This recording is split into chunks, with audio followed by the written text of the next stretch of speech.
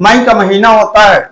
दिल्ली शहर में भीषण गर्म पड़ रही होती है और एक लड़का जो रिक्शा चलाने का काम करता है वो रोज की तरह बस स्टॉप पर किसी सवारी के इंतजार में अपने रिक्शे को लेकर के खड़ा होता है।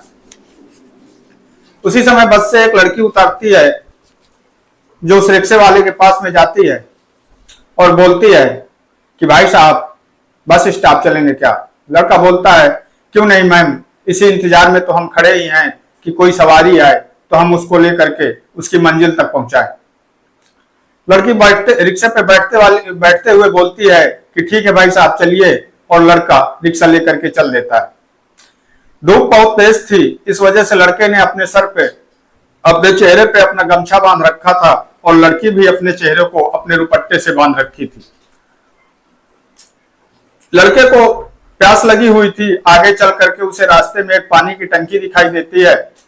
वो पानी की टंकी के पास में रुकता है और बोलता है कि मैम अगर आप मेरा 2 मिनट इंतजार कर सकें तो मैं पानी पी करके आ जाऊं। तो लड़की बोलती है क्यों नहीं, और लड़की उसके चेहरे की तरफ देख रही होती है। लड़का जाता है पानी की टंकी के पास में, अपना चेहरा खोलता है, गमछा खोलता है और पानी पीता है, मुंह धोता है, और मुंह धोने के बाद में एक बार फिर गमछे से अपना चेहरा बांध करके रिक्शे को चलाने लगता है।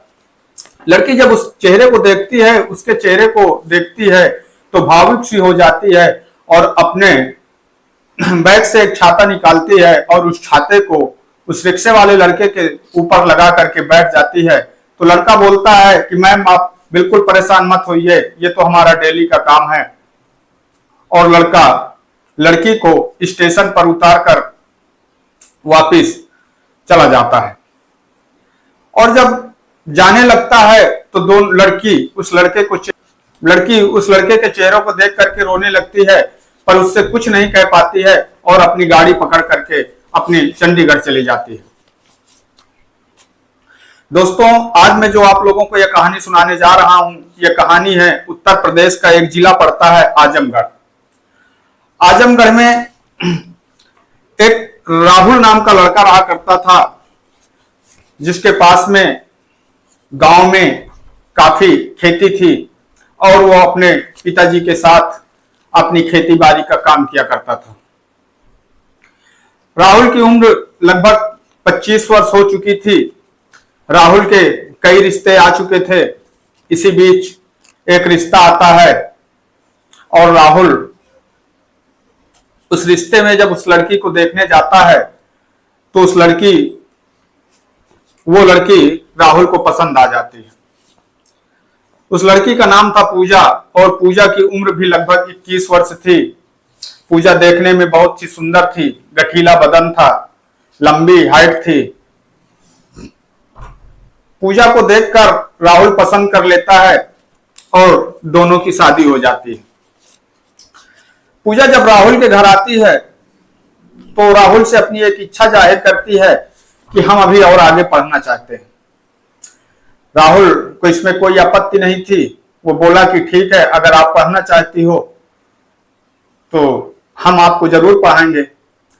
पूजा पढ़ने के लिए आजमगढ़ से दिल्ली चली जाती है और दिल्ली में पूजा पढ़ाई कर रही होती है।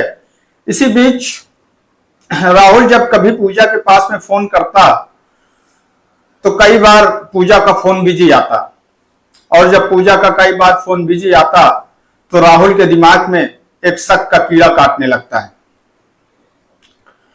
और वो पूजा से कहता है कि आपका फोन कहां बिजी रहता है। इसी बात को लेकर के पूजा और राहुल के बीच में झगड़ा हो जाता है।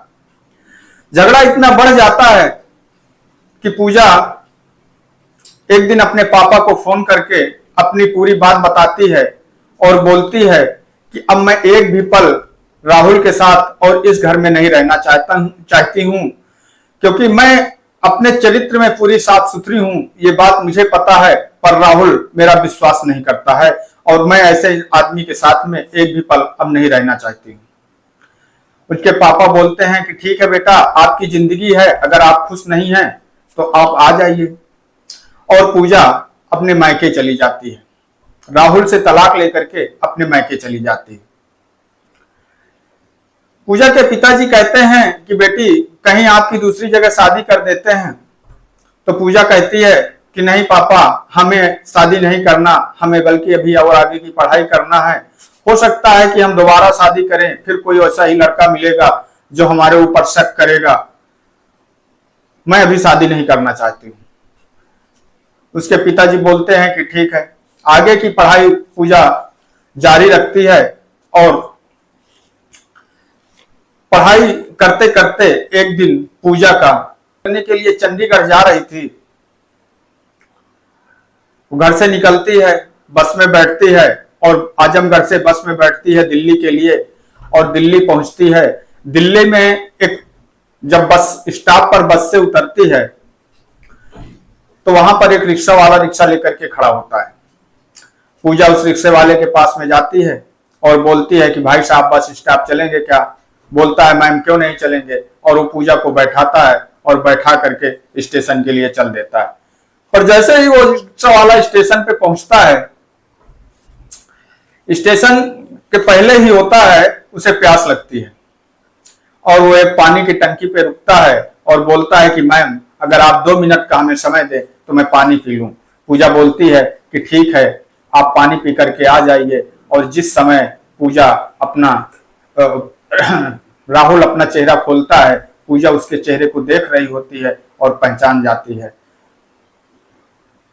राहुल आता है, एक बार फिर रिक्शे में बैठता है और रिक्शा लेकर के चल देता है। पूजा अपने बैग से एक छाता निकालती है और उस छाते को राहुल के ऊपर लगा करके बैठ जाती है। तब राहुल बोलता है कि मैम आप परेशान मत होइए, आप बिल्कुल परेशान मत होइए, ये तो हमारे डेली का काम है, हम आपको आपकी मंजिल तक पहुंचा देते हैं। राहुल जब स्टेशन पे रिक्शा लेकर के पहुंचता है और पूजा रिक्शे से उतरती है तो वो राहुल को देख करके रोने लगती है, क्योंकि जिस समय राहुल ने पानी पीने के लिए गमछा उतारा था उस समय पूजा पहचान गई थी ये कोई और नहीं बल्कि वही लड़का था जिससे पूजा की शादी हुई थी और पूजा ने तलाक दे करके अपने घर चली गई थी। वो उस राहुल से बोलती है कि आप आइए, हम कहीं बैठते हैं और थोड़ी देर बात करते हैं। जब पूजा स्टेशन पे बनी हुई किनारे पे कुर्सियों पे बैठती है राहुल के साथ में और दोनों एक दूसरे को देखते हैं तो पहचान जाते हैं और एक बातों को याद करके दोनों आपस में बहुत रोने लगते हैं, मिलने लगते हैं। और उसके बाद में पूजा राहुल से पूछती है कि आखिर ऐसी क्या मजबूरी आ गई कि आप ये रिक्शा चलाने लगे। तब राहुल बताता है कि पूजा, जब मैंने आपको तलाक दिया था और वो जो तलाक में आपको राशि हमें देनी थी, उस राशि को देने के लिए हमने अपनी खेत को गिरवी रख दिए थे और जब से हमने अपने खेतों को गिरवी रख दिए, जो मैं एक नौकरी प्राइवेट करता था उस नौकरी से घर का गुजर बसर नहीं चलता था, इसलिए घर को चलाने के लिए हमें मजबूरी में रिक्शा चलाना पड़ा। उस समय तो पूजा चंडीगढ़ चली जाती है पर उसके सामने, उसकी आंखों के सामने राहुल की तस्वीर घूमती रहती है। चंडीगढ़ पहुंचने के बाद में वो राहुल को फोन करती है कि राहुल आप आ जाइए, मैं आपको यहाँ कोई जॉब दिलवा देती हूँ। और राहुल भी पूजा के पास चला जाता है और वहां दोनों एक साथ रहने लगते हैं और दोनों फिर किसी मंदिर में जाकर के शादी कर लेते हैं।